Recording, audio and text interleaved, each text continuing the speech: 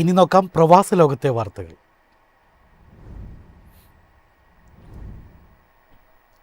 $9 കോടി രൂപയുണ്ടെങ്കിൽ US പൗരനാകാം. ട്രംപിന്റെ gold card visa പദ്ധതിക്ക് അപേക്ഷിക്കാൻ അവസരം. അമേരിക്കയിൽ അതിവേഗം സ്ഥിരതാമസം അനുവദിക്കുന്നതും പിന്നീട് എളുപ്പം പൗരത്വം ലഭിക്കുന്നതുമായ ട്രംപ് ഗോൾഡ് കാർഡ് പുറത്തിറക്കി. വിദേശികൾക്ക് 9 കോടിയിലധികം രൂപ നൽകി അതിവേഗം സ്ഥിരതാമസം ലഭിക്കുന്ന ഗോൾഡ് കാർഡ് നേടാം. ഇക്കഴിഞ്ഞ സെപ്റ്റംബറിൽ പദ്ധതി അവതരിപ്പിച്ചു.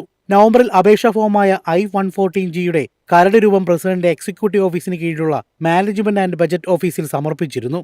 നിലവിൽ ഗ്രീൻ കാർഡ് പ്രോഗ്രാം മുഖേനയാണ് US സ്ഥിരതാമസം അനുവദിക്കുന്നത്. അപേക്ഷകരുടെ ബാഹുല്യം കാരണം ഗ്രീൻ കാർഡ് ലഭിക്കാൻ വർഷങ്ങൾ കാത്തിരിക്കണം. എന്നാൽ സമ്പന്നരായ വിദേശികൾക്ക് $1 മില്യൺ US ഭരണകൂടത്തിന് സംഭാവന നൽകി സ്ഥിരതാമസം നേടാം. $1 മില്യൺ പുറമെ $15,000 അപേക്ഷാ ഫീസും നൽകേണ്ടതുണ്ട്.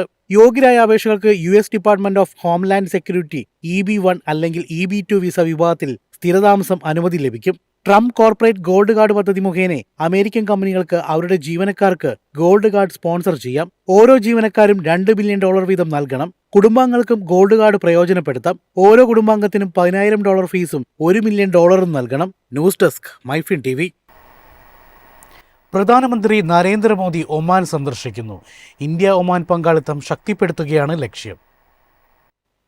ഡിസംബർ 15 മുതൽ 18 വരെ നീണ്ടു നിൽക്കുന്ന പശ്ചിമേഷ്യ സന്ദർശന വേളയിലാണ് നരേന്ദ്രമോദി ഒമാനിലെത്തുന്നത്. ഒമാനുമായുള്ള ഇന്ത്യയുടെ തന്ത്രപരമായ പങ്കാളിത്തം ശക്തിപ്പെടുത്താൻ സന്ദർശനം വഴിയൊരുക്കും. കേന്ദ്രമന്ത്രിസഭയുടെ അംഗീകാരം ലഭിച്ചതിനു ശേഷം കൃത്യമായ തീയതികളും പ്രതിനിധി സംഘത്തിന്റെ വിവരങ്ങളും പുറത്തുവിടും. സ്വതന്ത്ര വ്യാപാര കരാറിൽ ഒപ്പുവെക്കുമെന്ന് റിപ്പോർട്ടുകളുണ്ട്. ഗൾഫ് മേഖലയിലെ പ്രധാന പങ്കാളികളുമായുള്ള ബന്ധം ശക്തിപ്പെടുത്താനുള്ള ഇന്ത്യയുടെ തുടർച്ചയായ പ്രതിബദ്ധതയുടെ ഭാഗമായാണ് ഒമാൻ സന്ദർശനത്തിനെത്തുന്നത്. പ്രധാനമന്ത്രിയായ ശേഷം മോദിയുടെ രണ്ടാമത്തെ ഒമാൻ സന്ദർശനമാണിത്. News desk MyFin TV.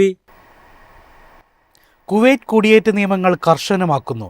UAEയും കുവൈറ്റും സംയുക്ത സുരക്ഷാ പദ്ധതിക്ക് തുടക്കമിട്ടു. പ്രവാസികളുടെ എണ്ണം കുറയ്ക്കുന്നതിന് കുടിയേറ്റ നിയമങ്ങൾ കർശനമാക്കുകയാണ് കുവൈറ്റ്. നാടുകടത്തപ്പെട്ട വ്യക്തികളുടെ വിവരങ്ങളും വിരലടയാളവും പരസ്പരം കൈമാറുന്നതിനുള്ള ഇലക്ട്രോണിക് സംവിധാനം കുവൈറ്റും UAEയും ഔദ്യോഗികമായി ആരംഭിച്ചു. കുവൈറ്റിൽ നിന്ന് നാടുകടത്തപ്പെട്ടവർക്ക് UAEയിലേക്കോ തിരിച്ചോ പ്രവേശിക്കാനാവില്ല.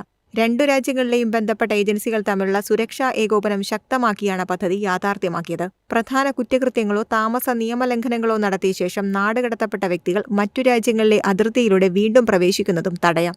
നാടുകടത്തുന്ന രാജ്യം കുറ്റവാളികളുടെ വിരലടയാളവും മറ്റു പ്രധാന വിവരങ്ങളും അംഗരാജ്യങ്ങളുമായി പങ്കുവയ്ക്കുന്നതിനാൽ വ്യാജ യാത്രാ വിവരങ്ങൾ ഉപയോഗിച്ച് മറ്റു GCC രാജ്യങ്ങളിൽ പ്രവേശിക്കുന്നത് തടയുകയാണ് ലക്ഷ്യം. News desk MyFin TV.